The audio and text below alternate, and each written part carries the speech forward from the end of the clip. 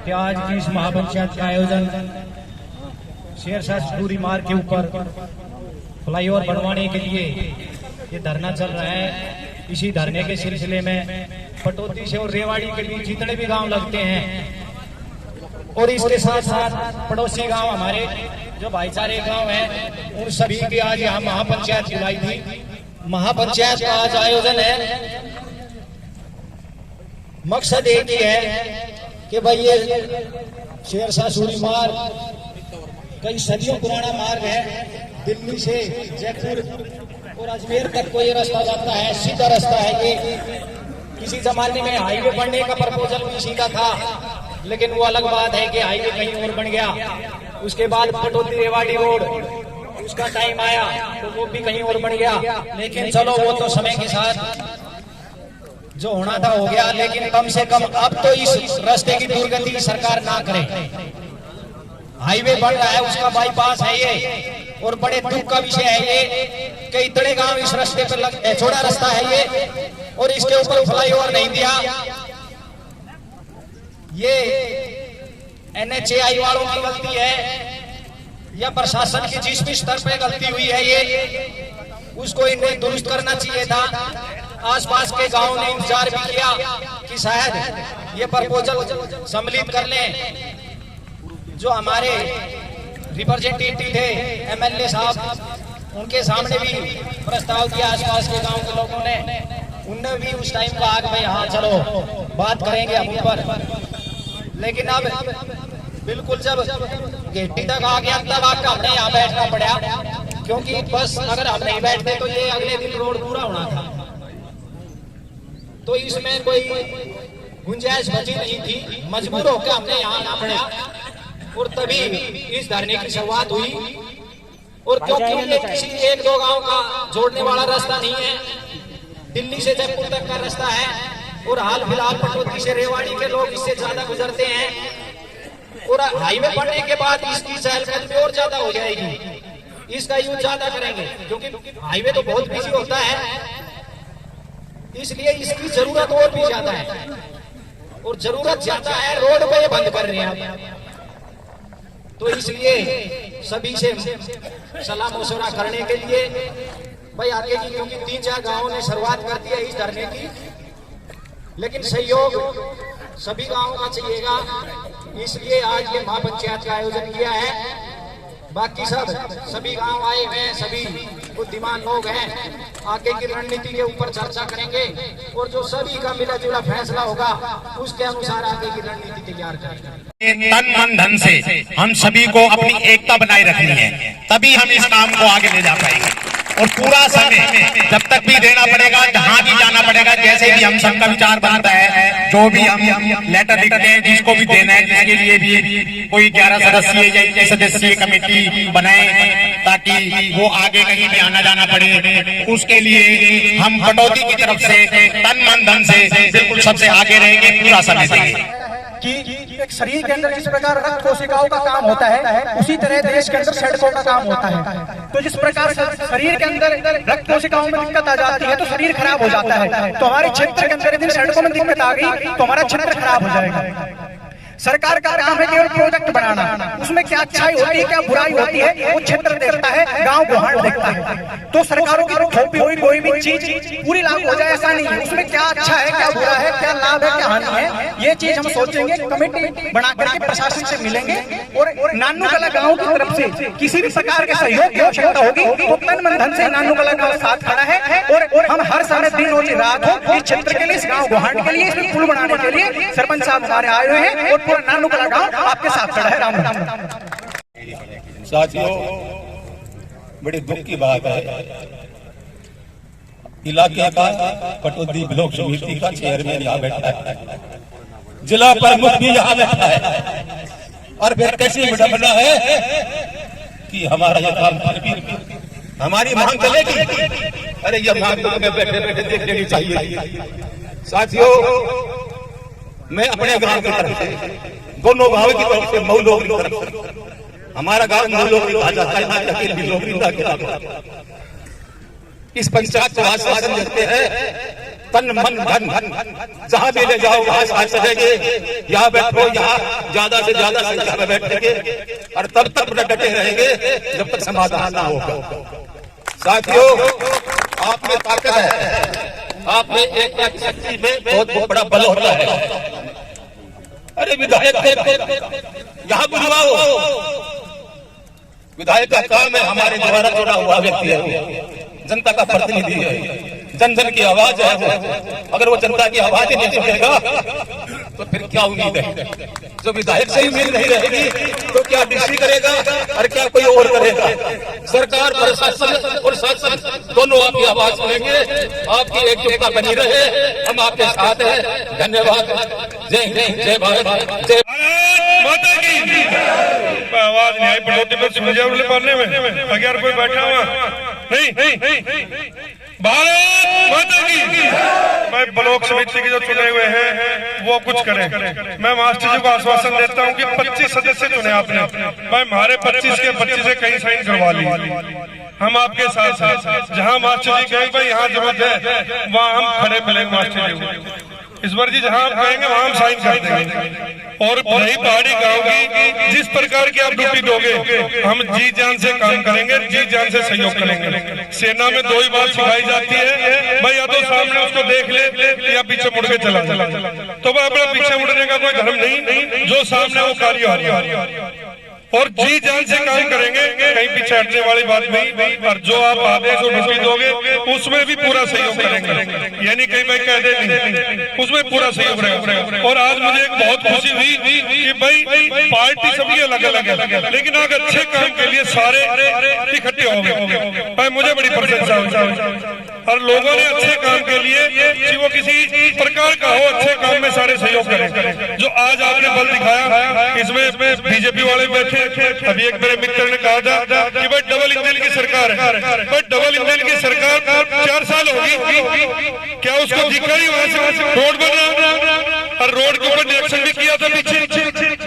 और निरीक्षण में पेपर में मैंने पढ़ी थी कि भाई यहाँ पुल बना दिया, तो वो निरीक्षण में जब कर रहे थे जब क्यों नहीं गई इन्होंने? और डबल इंजन की सरकार एमएलए जरावदा जी की है यहाँ, और जरावदा जी ने इसमें कार्य करना चाहिए। और जितने जरावदा जी के, मैं भी बीजेपी का हूँ, मतलब उनको ये कहें कि भाई जरावदा जी ये काम आपने गांव के लिए करना है। ये शेरशाह सूरी का नाम जो मैंने अपनी मैट्रिक में पढ़ा 1540 से लेकर 1546 तक पढ़ा था। 6 साल का रोड है 4000 किलोमीटर के आसपास का, और इस रोड की छवि खराब नहीं करी जाए। और साथ साथ इस रोड के साथ जो जनता जुड़ी हुई है उन गाँवों का काम खराब नहीं करा जाए। भाई जो गांव जुड़े हुए हैं वो आएंगे, अनाज मंडी में भी आएंगे, सब्जी मंडी में भी आएंगे, पटौदी भी आएंगे। वो कहाँ से आएंगे? या तो उनको हेड़ाहेड़ी मोड़ से जाए या इधर से ऊपर से निकले, तो कोई रास्ता है नहीं। तो मैं ज्यादा समय नहीं लूंगा।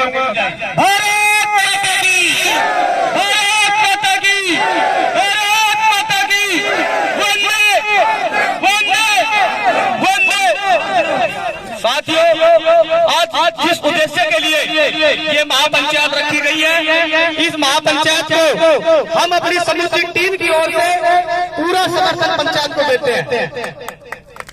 और साथियों, जब से हरियाणा अस्तित्व के अंदर आया 1966 के अंदर, तब से हरियाणा के अंदर जो भी सरकार बनी, बिना इस दक्षिणी हरियाणा के कोई भी सरकार चंडीगढ़ के अंदर नहीं बन पाई है। साथियों, सरकार हम बनाए और मजे कोई और करते हैं। ये दोगलेपन का जो व्यवहार होता है वो सिर्फ और सिर्फ दक्षिणी हरियाणा के साथ होता है, जो सूबे के अंदर सरकार बैठती है।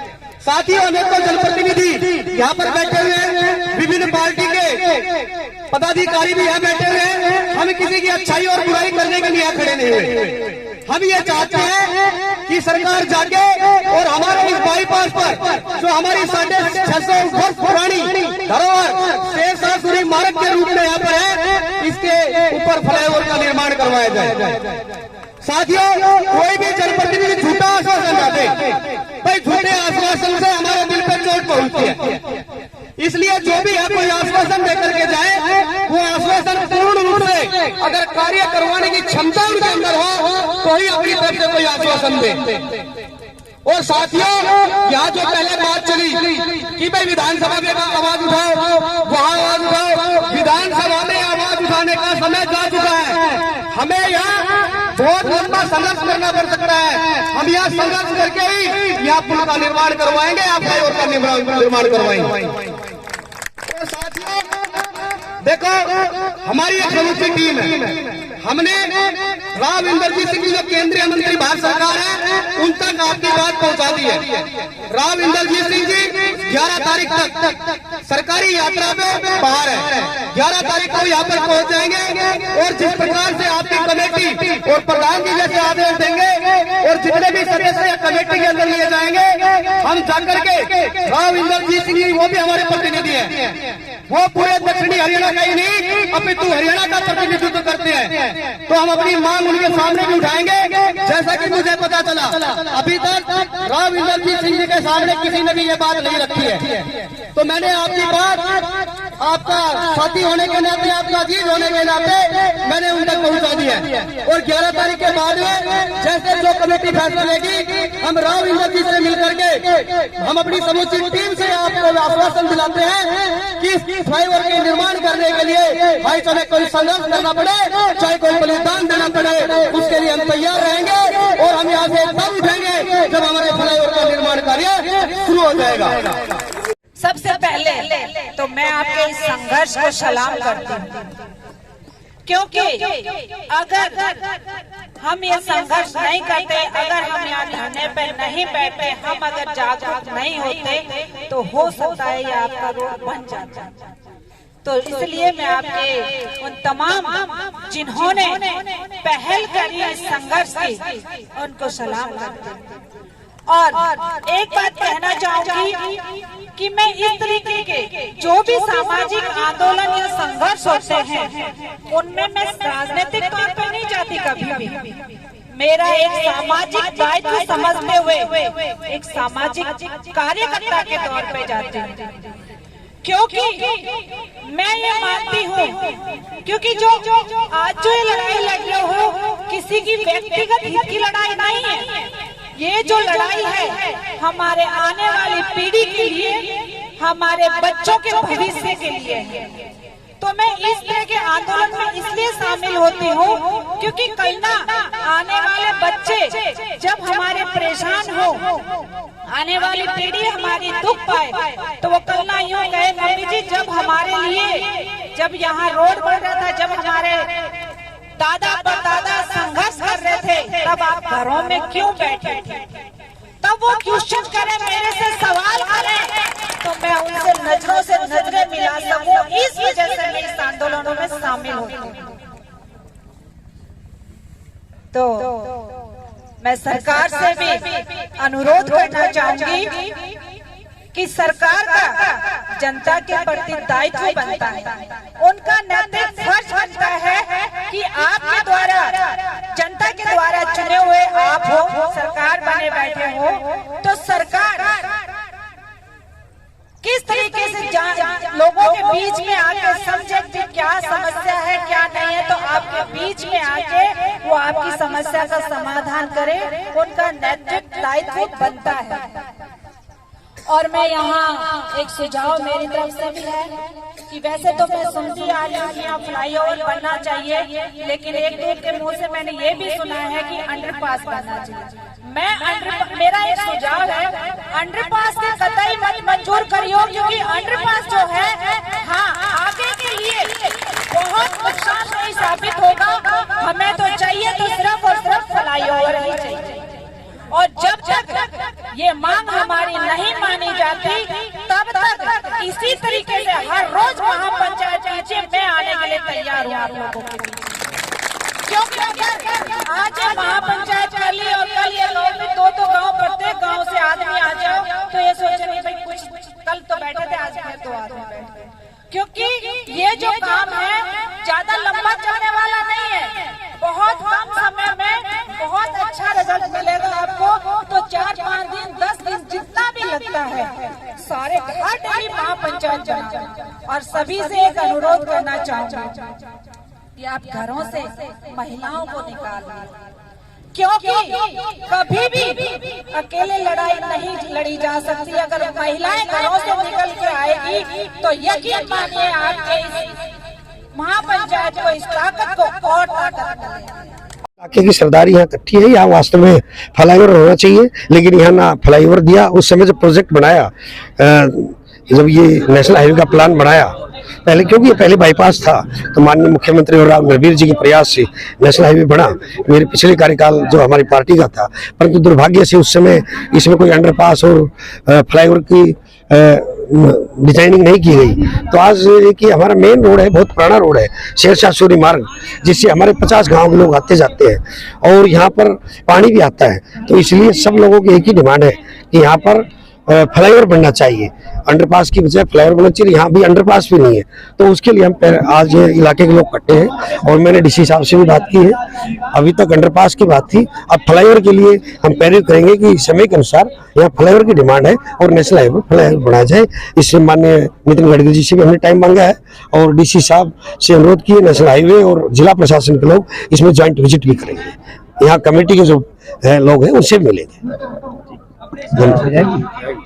जैसे कि आपने कल भी बताया कि जहाँ कल छोड़ दिया और कई जगह भी जहाँ अंडरपास देने चाहिए थे नहीं दिए गए, या फ्लाईओवर देना चाहिए था नहीं दिया गया, तो जो डीपीआर बनाने वाले अधिकारी, आपको नहीं लगता कि वो दोषी है? उनको नहीं, ये सच देखिए, मैं किसी को दोष नहीं दे सकता। अब जो एलिवेटेड फ्लाईओवर की है, डीपीआर बन रही है, तो मैं उसमें मिनट टू मिनट चेक कर रहा हूँ। सुनिए मेरी बात, कर रहा हूँ कि मेरी ड्यूटी है।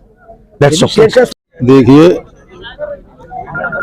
आज की जो पंचायत है, ये एक अहम मुद्दे पंचायत हुई है। पटौदी से रेवाड़ी होता हुआ जयपुर के लिए जो एक शेरशाह सूरी मार्ग हुआ करता था, बहुत पुराना मार्ग था वो, रिकॉर्ड में भी दर्ज है। 56 फुट 55 फुट का चौड़ा रास्ता वो। पहले लोगों की मांग रही कि शेरशाह सूरी रोड को पक्का किया जाए। काफी प्रयासों के बाद, काफी सालों का समस्या को इसको लोगों ने रखते रहे और तब ये रोड इसको पक्का बनाया गया। रोड बनाने के बाद पटौदी से रेवाड़ी के लिए सबसे छोटा रास्ता है। कुछ गांव ऐसे हैं आगे मेहनिया, जाट जाटी वगैरह, कि उनको तो वहां से रेवाड़ी और पटौदी के बीच में बहुत जल्दी आने जाने का रास्ता सब गांवों को फायदा हुआ। आज सरकार ने पटौदी के बाईपास जो निकाला है, ये बाईपास उस रोड को बंद कर रहा है कि वहां कोई फ्लाईओवर नहीं छोड़ा गया और वो रोड बंद होने के कगार पे है। जब ये रोड बंद हो गया तो कम से कम 20 गांव प्रभावित होंगे। पटौदी आने जाने के लिए ही लोगों को दुभर हो जाएगा। वो हाईवे पे जाके तब वहां जाएंगे। ये रास्ता तो बिल्कुल ही बंद हो गया, ना कोई आना जाने का रास्ता रहा। खेत, दूसरी तरफ जो खेत है, उन खेतों में जाने के लिए भी नहीं है।